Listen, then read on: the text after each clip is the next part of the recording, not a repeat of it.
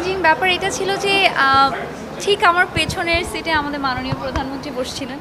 জনপ্রিয় অভিনেত্রী নুসরাত ফারিয়া বঙ্গবন্ধু শেখ মুজিবুর রহমানের জীবনী অবলম্বনে নির্মিত মুজিব একটি জাতির রূপকার সিনেমায় অভিনয় করেছিলেন।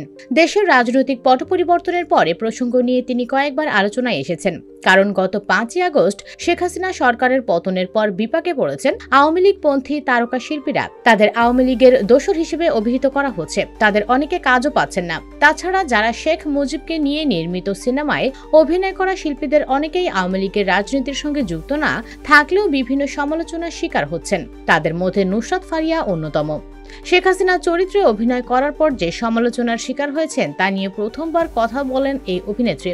তাকে একটি পডকাস্টে প্রশ্ন করা হয়, আপনি কি শেখ হাসিনার চরিত্রে অভিনয় করার কারণে অনুশোচনায় ভুগছেন? এমন প্রশ্নে ফারিয়া ইংরেজিতে জবাব দেন, যার অর্থ করলে দাঁড়ায়, আমি বলতে চাই এখানে অনুশোচনার মতো কিছুই নেই।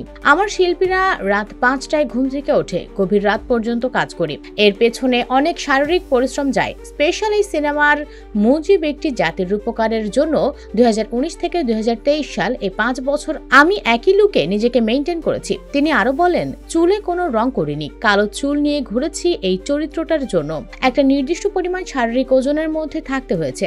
মোট কথা আমি বলতে চাই এই সিনেমার জন্য আমি আমার জীবনের দীর্ঘ 5টি বছর দিয়েছি। ফলে সেই কাজটি নিয়ে যদি অনুশোচনা করি তাহলে আমার পেশাকেই অপমান করা হবে।